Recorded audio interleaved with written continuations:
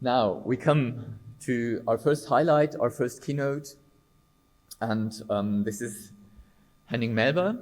Henning Melber has studied political science and sociology at the Free University of Berlin and obtained his PhD and his habilitation at the University of Bremen. He was senior lecturer here in Kassel for 10 years at the Faculty of Social Science, actually in the very building where we are still sitting. And afterwards, he was director of the Namibian Economic Policy Research Unit in Windhoek between 1992 and 2000.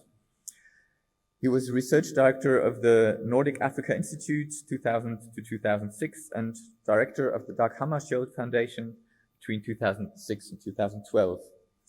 Both located in Uppsala, Sweden, he remains affiliated to both institutions and is extraordinary professor at the University of Pretoria and the University of the Free State Bloemfontein. He is senior research fellow with the Institute of Commonwealth Studies at the University of London, and above all, he is president of the European Association of Development Research and Training Institutes, EADI. So this is the official CV. But why I was actually thrilled that he's here is because there are some things he forgot to mention, and two things which are very important for me personally. And the one is that he was also a member of the SWAPO, of the Southwest African People's Organization, who fought against colonialism before independence in 1990. And he is also important to me because way back in time, when I was actually still studying, I came across a book which was entitled Racism and the Colonial Gaze, which had been written by no one other but Henning Melber. And it was the first book in the German context that I came across to talk about these issues in the context of development theory and policy, which was normally more about how to help the people of the Global South without questioning how we look at people of the Global South.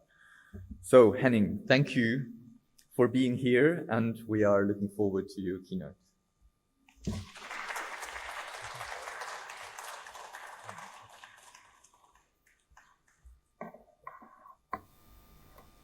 Thank you, Aram, especially for the second part of your introduction. It's actually quite emotional to stand here in front of you, walking down memory lane. My permanent employment as a senior lecturer at Kassel University started 40 years ago. I'm indeed as old as I look. And it provided me the niche at the time when I was not able to return to Namibia because I was exiled. That was the time when Kassel proudly could claim to be a reform university.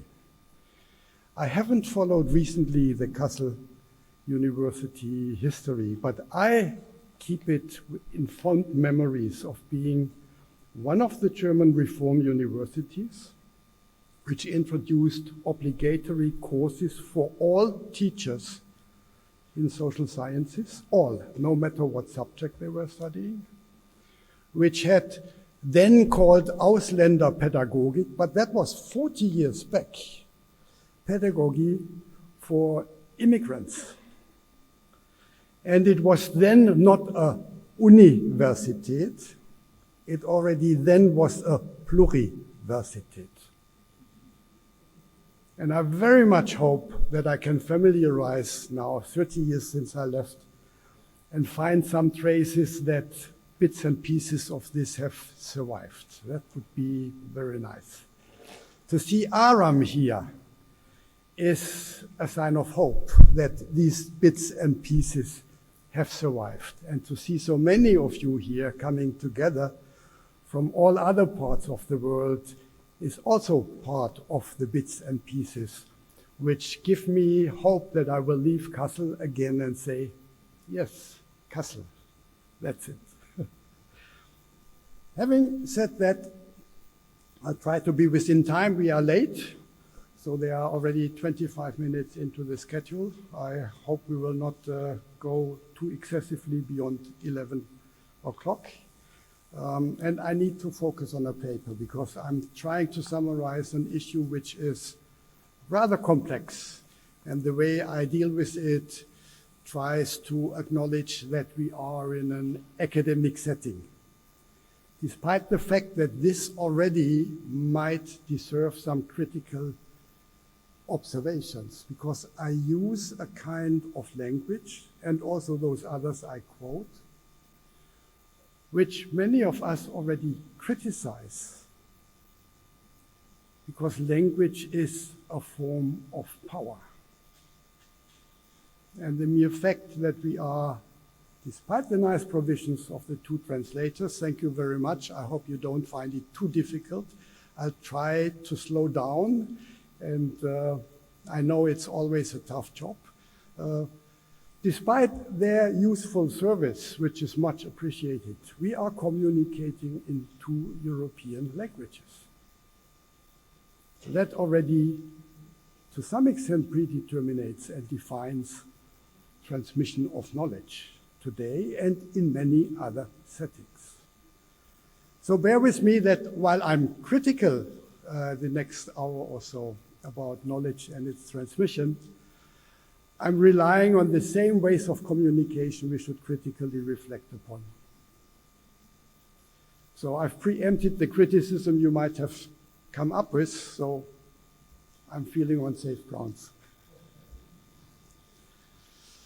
Knowledge is power remains a popular slogan in education and beyond. It aims to motivate learners to acquire knowledge and to apply it for own gains. But while knowledge can be liberating and emancipatory, it can also be oppressive and intimidating and domesticating. We always need to be aware of who uses which kind of knowledge for which interests and purposes. Like development, knowledge is not neutral, nor is it value-free.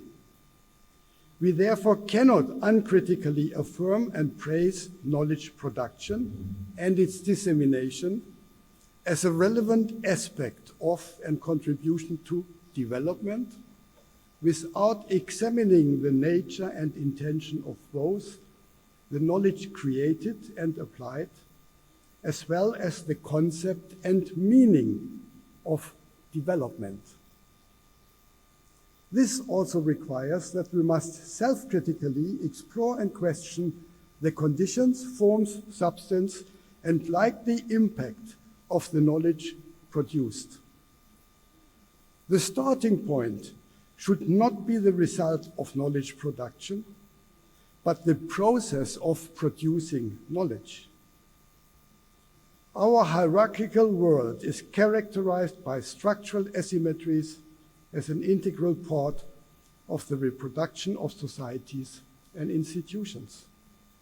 These are structures of power and interest, but also of contestation. Racism, class, and gender matter. Which knowledge and development do we want to be part of, and what are our visions? We should always be careful and cautious when universal knowledge in the singular is the reference point of a darker side of Western modernity, rather than pluriversality of knowledges. Defining the point of departure, Walter Mignolo stated, and that's what I mean with complicated language, stating a counter-criticism and then state it in a way where I say, really? The practice, that's Walter Mignolo, the practice of liberation and decolonization is initiated with the recognition, in the first place, that the colonization of knowledge and being consistent of using imperial knowledge to repress colonized subjectivities, and the process moves on from there to build structures of knowledge that emerge from the experience of humiliation and marginalization that have been and continue to be enacted by the implementation of the colonial matrix of power. End of quote. That was one sentence. I very much sympathize with Walter Mignolo, but please, couldn't he have expressed it in a different way? Knowledge is power. Language is power. And the use of knowledge and the use of language executes power. In contrast to such an advocated project of deconstructing power relations with the aim of emancipation, we face an era where dataism has emerged as a new currency, pretending to be a revolutionary way of producing knowledge. I'm not implying that you are followers of that dataism, but you ought to take note of that as a new kind of superior knowledge. It reduces knowledge to a level of algorithms. Such trends not only reinforced an oppressive, anti-humanist version of modernity, but also forces us to reappraise knowledge and knowledge production as a process, which involves human interaction on the basis of respect and recognition of otherness.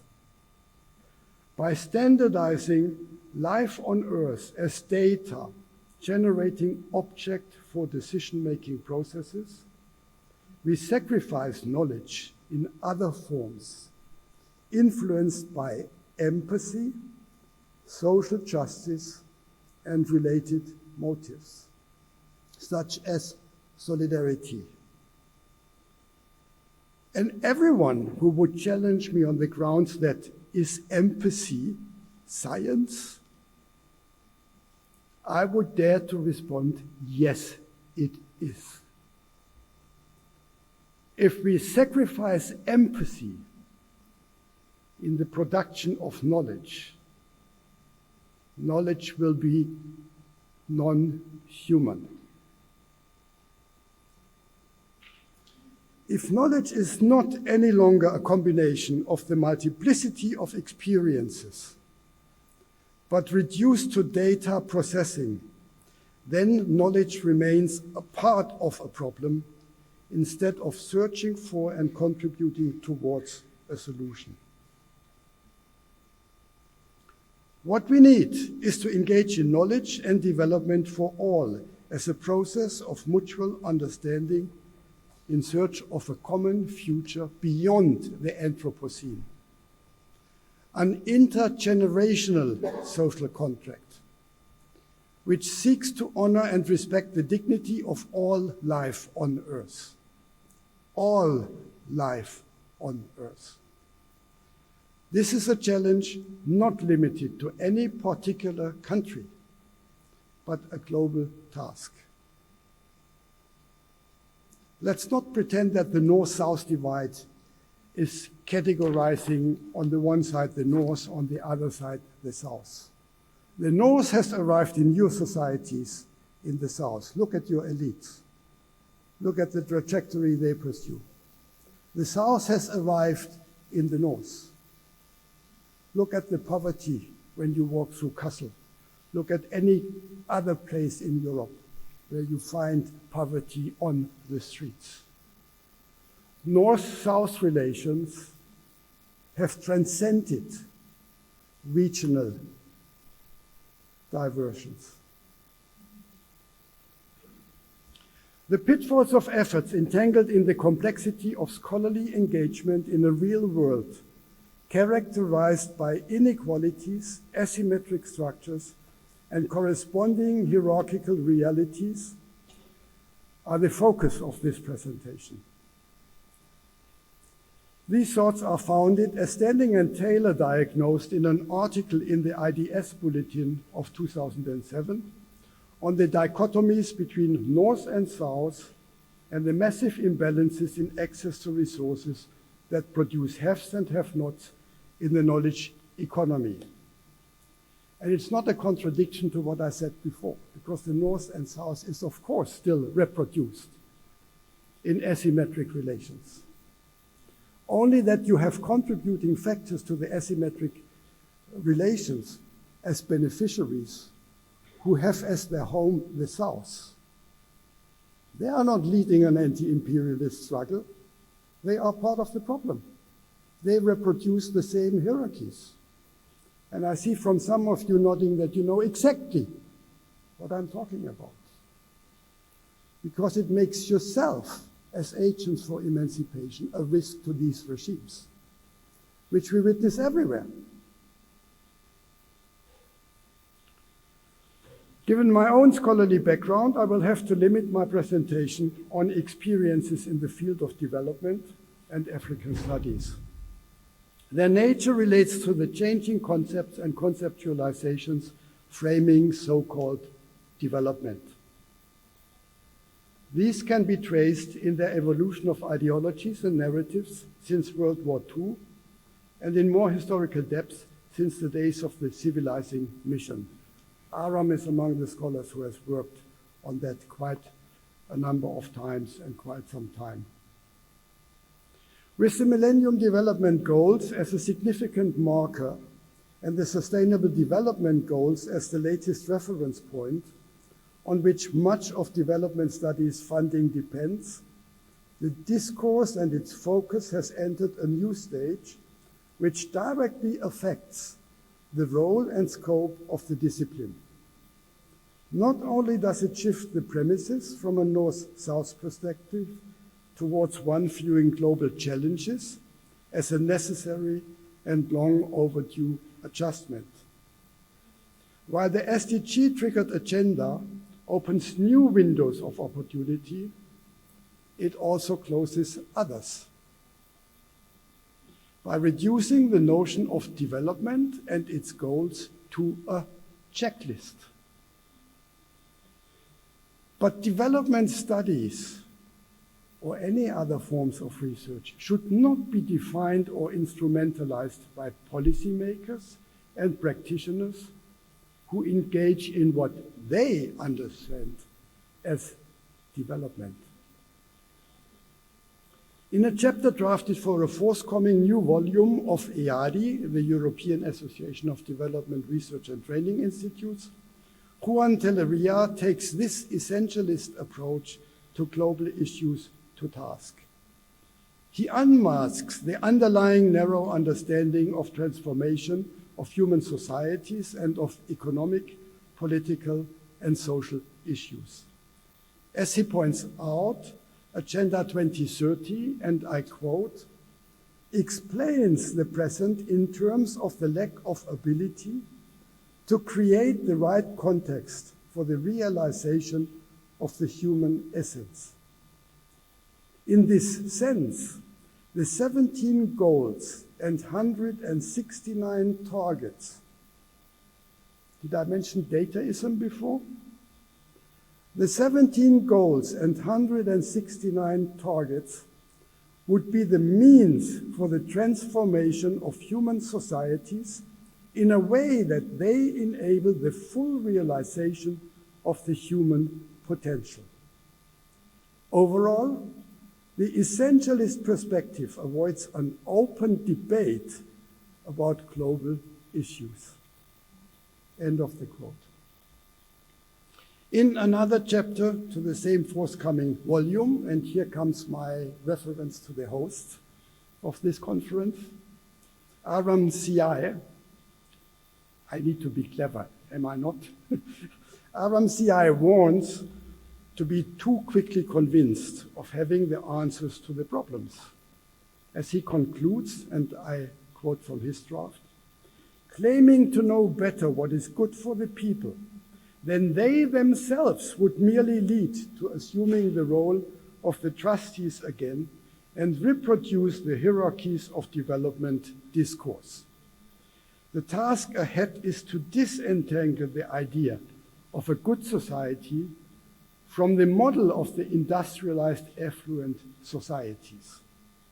People not everywhere want to live like those in the affluent, industrial, capitalist regions, and thus challenge the paradigm of development.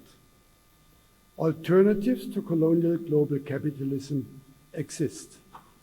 End of the quote. And as I made reference before, if you look around in this affluent society of Germany, an increasing number of people are anything but beneficiaries from affluence. So let's not pretend that this is a blueprint which would indeed improve the material aspect of life, and I dare to add the meaning of life. Life should be understood differently. But let me not further indulge with challenging the ideological foundations of the dominant agenda, rather move closer to home. The following arguments are in support of a renegotiation of the terms of knowledge production in the related disciplines of development and area studies. By doing so, I side with demands by others that we need to move towards non-hegemonic forms of cooperation between academic realms and forms of knowledge as a practical, material, and intellectual task. This is influenced by the conviction that neutral knowledge in a value-free vacuum detached from social interests does not exist. Ways of knowing and resulting bodies of knowledge are always historical and political.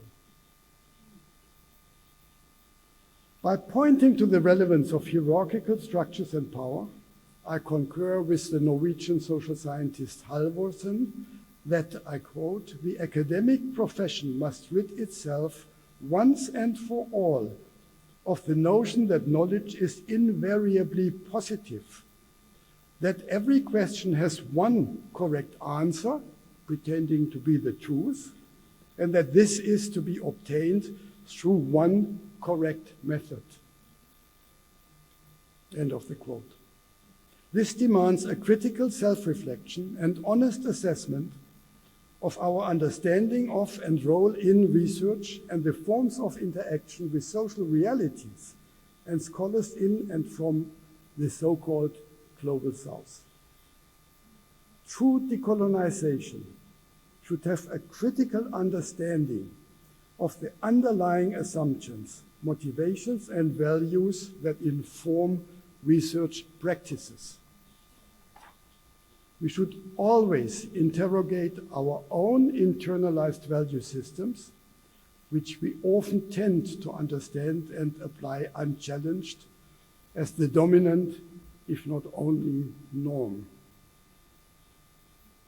This would mean taking lifelong learning serious, to question yourself until the end of your days on this earth, if what you think and what you do is indeed a recognition of universal humanism. To what extent we can cross boundaries in how we were domesticated and colonized, instead of taking it for granted that this is the right way to do things. Global asymmetric relations have many faces. They are not only manifested in unequal terms of trade, a dominance of the world market by industrialized countries and their economies, worldwide growing inequalities, and the continued control over and exploitation of natural resources in so-called less developed countries, mainly serving the interests of various external agencies, largely in the private corporate sector, and local elites. Structural dependencies and their effects on current societies are visible in production and ownership of knowledge too, similar to many other forms of open or hidden dominance in the past, still existing in the present. The slogan that knowledge is power is visibly reproduced in the landscape in which we navigate as scholars and practitioners.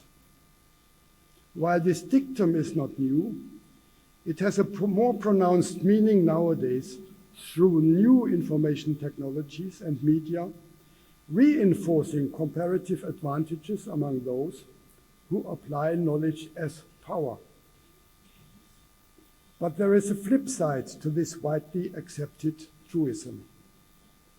As Broadbent alerts in an article posted in this medium called The Conversation, academics are much happier asserting that knowledge is power than they are conceding that power is knowledge.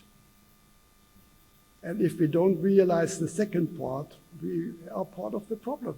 It's as simple as that. If we are serious about partnership and emancipation, we have to carefully scrutinize not only how knowledge is power, but also how power is effective in terms of knowledge, not least also in the definitions and framings applied. Knowledge in its current dominant forms includes epistemic violence. Knowledge divides was not by accident the subtitle of the World Social Science Report 2010, published by UNESCO and the International Social Science Council. And here a quick word to the translators.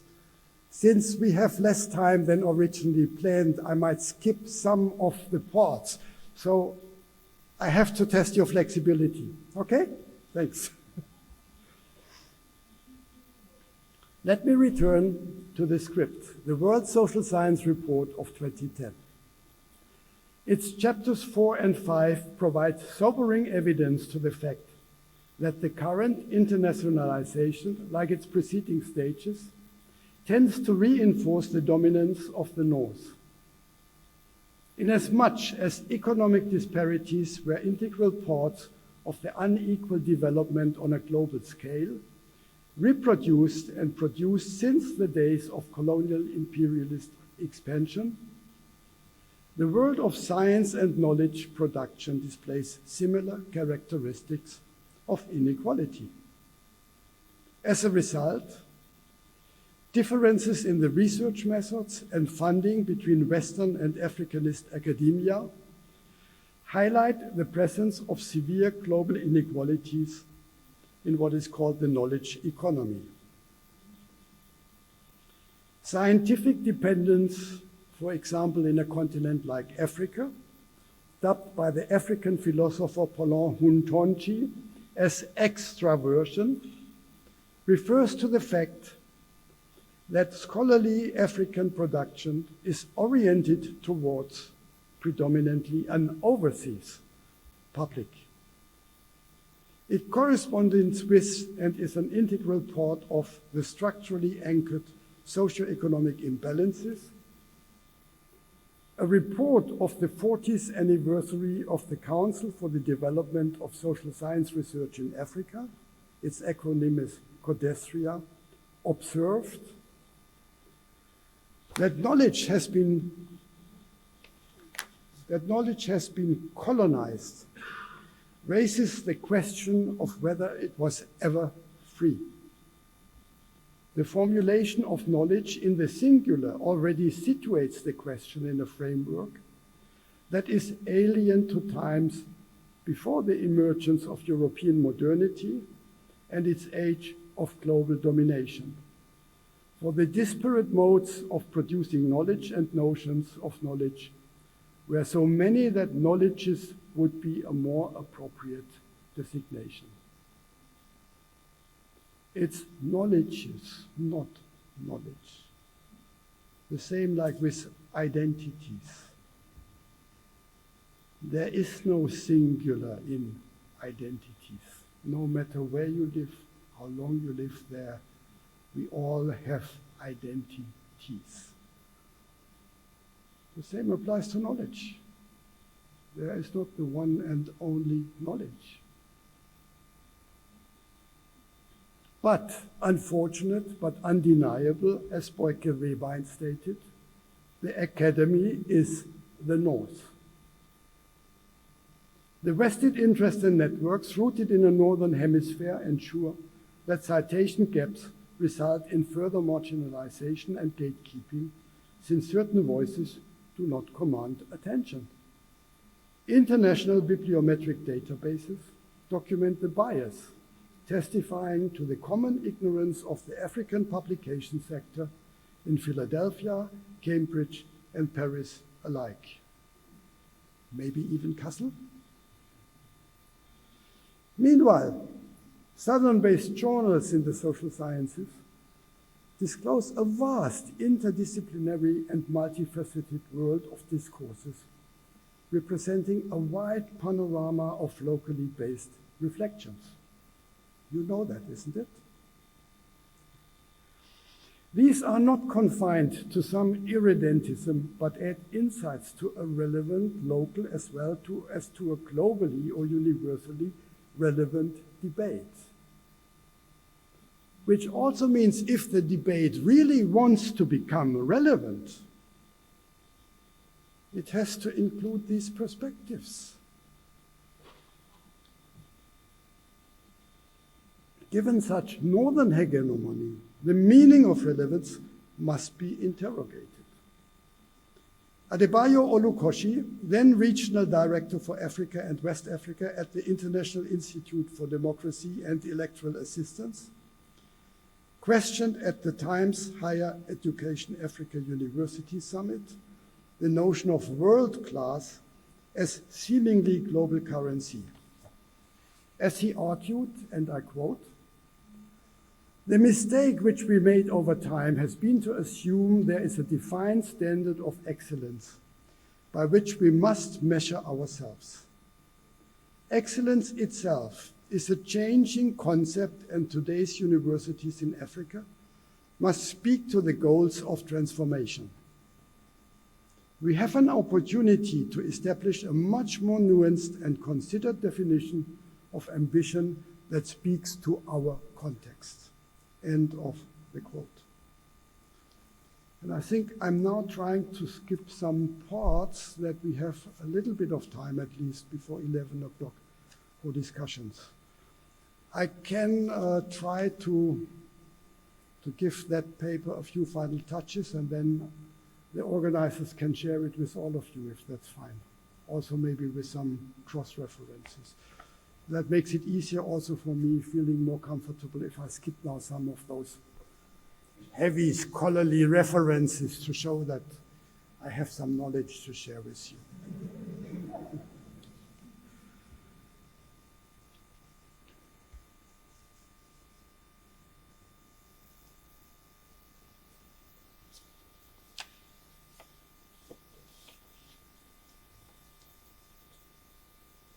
Okay, here's the final part. Only takes more than a minute.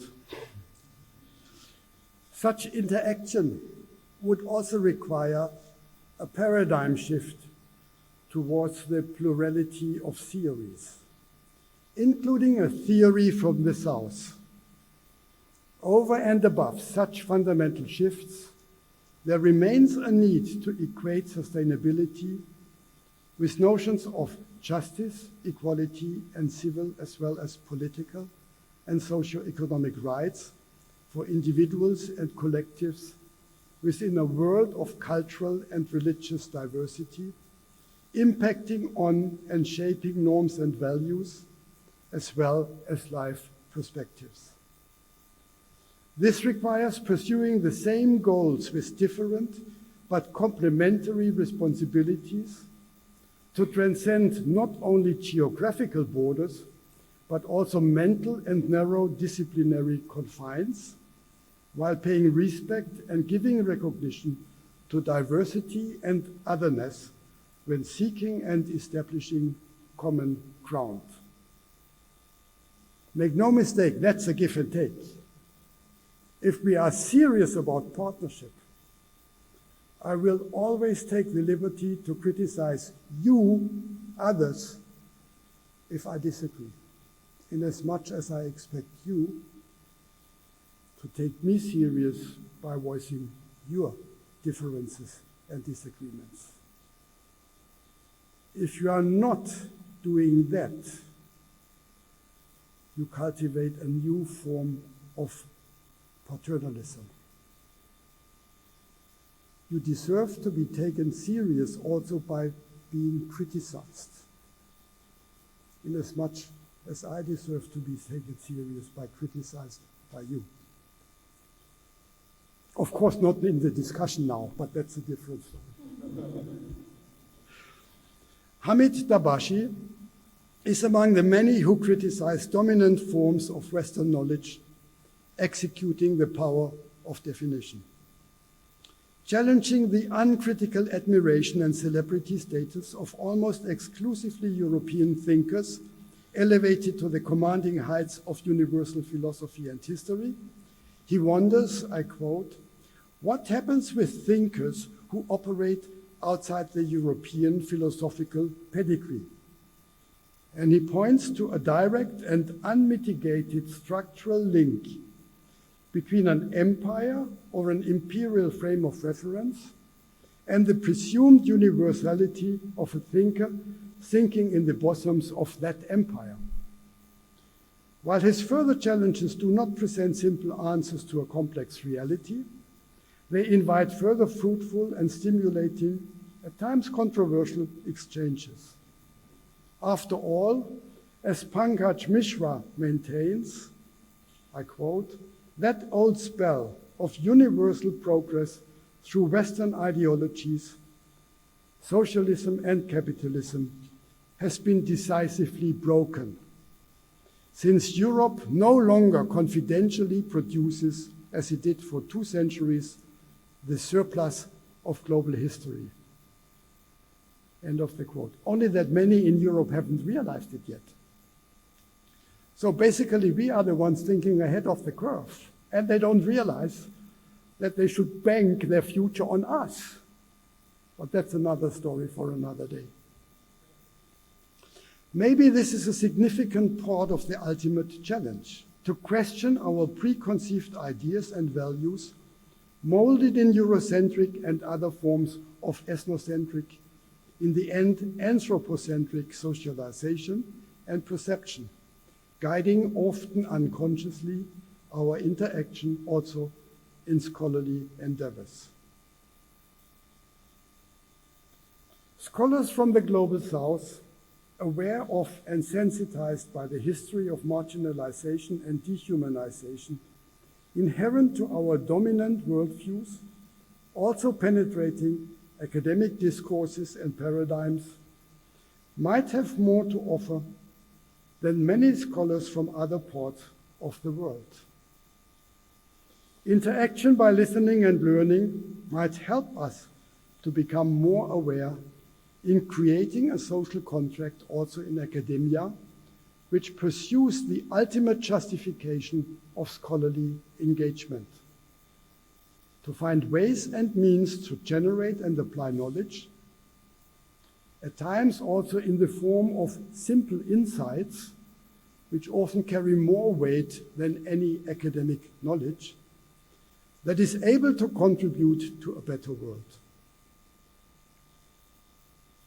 What could be a nobler goal than to promote development as a way to redirect and ultimately stop the race to the wall in a cul-de-sac, a rat race which, based on an anthropocentric obsession, reduces the totality of our world to the status of an environment suiting some more privileged members of humanity, ultimately not only promoting rather sooner than later the extinction of the human species, but contributing to the end of all life on Earth.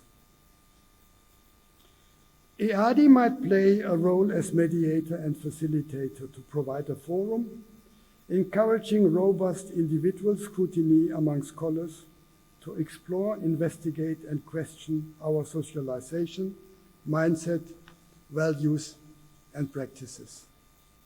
if these are indeed compatible with such a new social contract.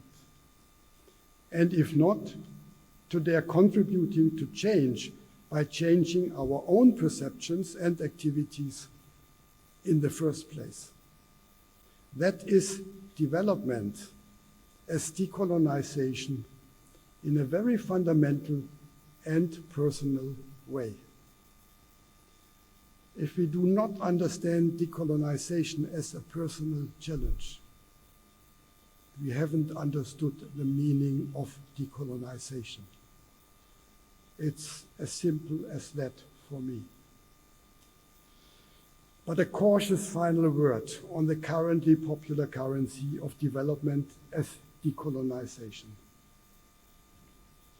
The Zimbabwean South African scholar Sabelo Dlovi-Gacheni, now at the University of Bayreuth, meaning he has moved to the belly of the beast, recently urged to bring about a pedagogy on unlearning as part of epistemological decolonization, which results in the removal of that colonial Eurocentric hard disk of coloniality together with its software.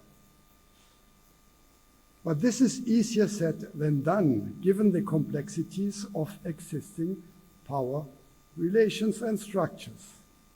And more often than we realize, our own affirmative involvement is determined by the mere position we occupy and the role we execute, whether we like it or not. Therefore, it is necessary to throw a spanner in the current spinning wheel of popular demands for decolonization. Not to obstruct them, but to point at the pitfalls and traps. Wabilong, in the Department of Psychology at the University of Cape Town, warns us of the all too uncritical affirmation of post-colonial theory. As he observes, I quote, "Decolonization seals us within a colonial imaginary in which the binaries of colonizer and colonized, white and black, become impossible to displace." For him, decolonization activists, by and large, do not seem to take issue with the instrumentalization of their education. Instead of a materialist reading of the asymmetries of academic life, they support a decolonization agenda that centers on the notion of epistemic violence. Such discourse, however, forms the ideological superstructure of an identity project. The focus on epistemic violence risks to reduce, if not ignore, the underlying dimensions of material facts and realities. By denying appreciation of the mind of others, post-colonial theory cannot provide the moral vision we need. Long refuses reconciling to a theory whose practices would rehumanize some by dehumanizing others. A process in which identity becomes the basis for political mobilization as the possibility of universal comradeship disintegrates. Such approach has certain consequences. Whether unable or unwilling to frame their struggle in terms of the universal values of dignity, security, and equality, protesters have opted for the particulars of white privilege and black pain, practicing a form of identity politics. This replaces universal values by specific ones and is ultimately in the way of alliances by like-minded willing to change the world. To avoid a misunderstanding, I bring Long into the picture because I think it's a very important additional perspective we should not overlook. That's what I treasure about his perspective. It does not mean to dismiss social struggles of that kind. And he makes reference to the social struggles, mainly of students at South African universities when he makes this remark. And just to add, which is not in the paper, I often come back to these relevant, justified, and understandable social struggles by asking the question to the students, what is the difference you have achieved through the removal of the Rhodes statue? Does it mean that the students who now pass on their way up the hill on the campus without the monument score better marks in their exams? And mind you, that's not an argument against the removal. It's supposed to be a reminder that also the beggar in the streets is facing the same day-to-day struggle survival if the street name is Jan Smuts or Nelson Mandela. Many people feel better, rightly so, if the street is now Nelson Mandela and not Jan Smuts. But do not overlook that the beggar who is sitting in that street is not better off. That's why the struggle against epistemic violence is at best half of the story. Concerns of that kind, like Wabilong, offer a useful sensitization. Namely, that the awareness of the asymmetric north-south or any other given power relations does not eliminate the risk of perpetuating these, even within the settings of groups who claim to oppose them. Their repositioning might risk entanglement in new pitfalls. Hamid Dabashi, for example, points out that so-called progressive political philosophical trajectories are by no means secure scaffolding. With reference to the Slovenian philosopher Slavoj Žižek, he warns that such philosophy does not protect from falling prey to the discreet charm of European intellectuals. But the same is true the other way around. Cultivating the anti-European Western counter-narratives is no guarantee to effectively dismantle and remove the disparities of power applied. As we could witness in many struggles for independent self-determination against colonialism, the liberators became the new perpetrators. The mindset was living on. Ashish Nandi called it the intimate enemy in India. It's one of the few literatures I took note of outside of the African discourse. The struggle is not over when the so-called liberators become the rulers. They reproduce most features of the very same system they have been fighting against. Now, Long's and others' cautionary reflections resonate with Frantz Fanon's emphatic conclusion in Black Skin, White Masks, which for me is the more radical one than the wretched of the earth.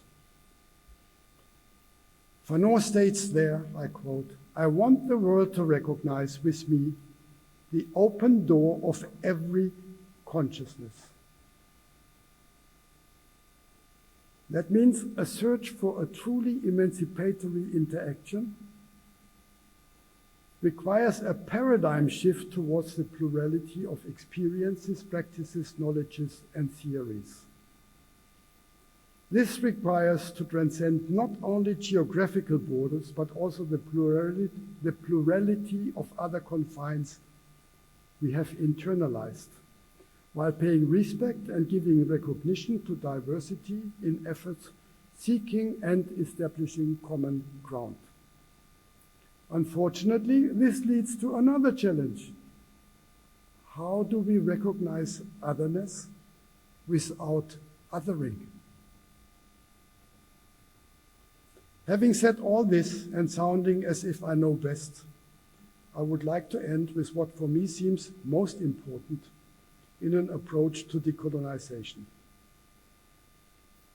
We have to start with ourselves and within us first. As I emphasized at the beginning, we are all colonial subjects. Socialized in unequal societies based on hierarchies, we have internalized fundamentals which contribute to the reproduction of these societies. This does not mean we are predetermined.